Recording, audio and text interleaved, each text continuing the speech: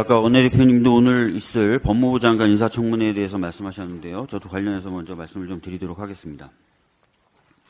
박 후보자의 경우에 서면 질의에 대한 답변에서 공직에서 퇴임한 변호사가 과거의 경력을 이용하여 수임하는 경우 국민들의 신뢰를 훼손하는 행위로서 근절되어야 한다라고 얘기를 했습니다.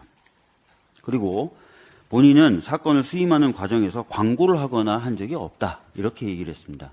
자기가 이제 전관 변호사라는 걸 광고한 적이 없다라는 취지죠. 근데 한번 보도록 하겠습니다. 제가 판넬 잘 안 쓰는데 요즘 재미를 좀 붙인 것 같습니다. 예, 박성재 후보가 소속돼 있는 법무법인의 홈페이지에 이렇게 되어 있습니다. 판검사 출신 변호사가 별도의 란으로 구별되어 있고요. 거기 안에 들어가면은 이런 식으로 박성재 변호사가 나와 있습니다. 그러니까 홈페이지 차원에서 아예 이 사람은 판검사 출신의 전관 변호사다라는 걸 홍보하고 있는 겁니다. 광고를 안 했다. 그렇지 않죠. 홈페이지만 들어가도 이 사람이 전관 변호사였다는 것을 한눈에 알 수 있도록 만들어져 있습니다. 그래서인지 박성재 변호사는 어마어마한 수익을 올립니다. 퇴임한 후 3년 동안 36억 원의 수익을 올립니다. 변호사의 평균 수익이 대략 2억 3천만 원대일 상황에 6배에 가까운 12억 가까운 소득을 올린 겁니다. 1년에. 이렇게 보면은 본인이 했던 서면 답변과 전혀 다르다는 것을 알 수 있습니다.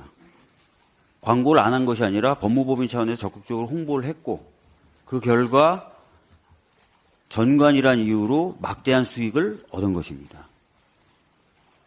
그럼에도 불구하고 서면 질의는 그렇지 않은 것처럼 보냈다. 이런 부분 오늘 인사청문회에서 분명히 설명돼야 할 것 같고요. 그리고 본인이 퇴임한 이후에 여러 회사의 사회이사와 감사로 등재가 되어 있는데 외국에 있을 때도 이사회나 감사회에 출석한 것처럼 자료를 제출했습니다. 과연 그런 것이 가능한지 이런 것도 한번 짚어보도록 하겠습니다. 지금까지 드러난 모습을 보면 박성재 후보자는 검사 사회에서 얘기하는 소위 무난한 검사로 보입니다. 검사 사회에서 소위 말하는 무난한 검사라는 건 뭐냐면 검찰이라는 가문의 영광을 위해서 검찰 식구를 감싸줍니다. 아까 원내대표님도 말씀하셨지만 윤우진 사건 이런 것들이 그렇죠. 그 다음에 퇴직 후에는 빛나는 검찰 가문의 후광을 입고 돈을 많이 법니다. 이게 무난한 검사의 모습인데 전형적인 무난한 검사가 아닌가 싶고요. 만약에 진짜 그렇다면 법무부 장관 또 새로운 사회에 걸맞는 법무부 장관으로서는 부족한 것이 아닌가라는 생각이 듭니다. 최근 언론 보도를 보면은 쿠팡이 취업 제한을 목적으로 16,500명의 노동자에 대해서 블랙리스트를 작성했다는 의혹이 제기되고 있습니다. 2020년 과로사로 사망했던 장덕준 씨는 동료와 나눈 문자에서 블랙에 올라갈까 봐 걱정하고 있었습니다. 그때 제기되었었던 쿠팡의 블랙리스트가 실존한다는 정황이 보도를 통해 드러난 것입니다. 문제가 된 리스트에는 노동자의 이름, 생년, 월일, 연락처 등 개인정보와 함께 사유가 적혀 있었는데 욕설을 한다라든지 허위사실 유포한다라든지 정상적인 업무 수행이 불가능하다라든지 이런 것들이 적혀 있었습니다. 취업 배제를 목적으로 리스트를 만든 것이 아니냐라는 의혹이 들 수밖에 없습니다. 블랙리스트에 적힌 노동자들은 채용이 안 될 것이다라는 것도 모른 채 쿠팡이 제공한 앱을 통해서 일자리를 구하고 있었을 것입니다. 권리를 침해하고 생계를 위협하는 심각한 행위입니다. 이 의혹이 사실이라면 근로기준법 위반도 됩니다. 근로기준법 제40조는 근로자 취업을 방해할 목적으로 비밀 기호 또는 명부를 작성, 사용해서는 안 된다고 규정하고 있습니다. 또한 퇴직자의 개인정보를 근로계약 체결, 이행이 아닌 취업 배제 목적으로 사용했다면 개인정보법을 위반한 것이기도 합니다.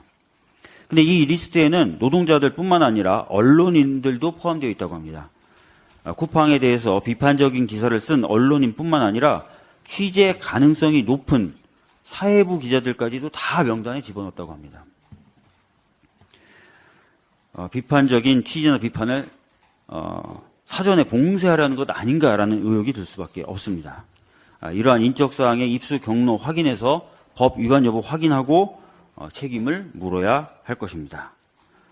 윤석열 정부는 이러한 사측의 위법행위에 대해서도 눈 감지 말고 법대로 원칙대로 행동을 해야 그동안 내세웠던 공정이라는 말에 조금이라도 부합할 수 있을 것이다 라는 것을 분명히 알아줬으면 좋겠습니다. 짧게 하나만 더 말씀드리겠습니다. 이태원 참사 관련된 보고서를 삭제하라고 지시했다는 혐의를 받았던 박성민 전 서울경찰청 간부가 증거인멸 혐의로 유죄를 받았습니다. 당연한 결과죠. 다른 책임자들에게 내려졌던 판결을 감안할 때 만족스러운 수준은 아니지만 이태원 참사와 관련하여 공직자가 형사 책임을 받게 된 첫 번째 판결이라는 데 그 의미가 있습니다. 159명의 국민이 생명을 잃었는데도 1년 3개월간 윤석열 정부에서는 아무도 정치적이며 형사적 책임을 지지 않고 있었습니다. 게다가 주무부처인 이상민 행안부 장관은 윤석열 정부 최장수 장관으로 일하고 있는 아주 기괴한, 제가 기괴한이라는 표현을 이 정부에 대해서 정말 많이 쓰는데요. 기괴한 상황입니다. 헌정사상 이렇게 무책임한 정부가 있었나 싶습니다. 지금이라도 재판부가 정보보고서의 의미와 증거인멸의 책임을 인정한 만큼 근본적인 원인을 제공한 고위 관료들 역시 합당한 책임을 져야 할 것입니다. 사법부가 사법정의의 엄중함을 보여주기를 기대합니다. 이상입니다.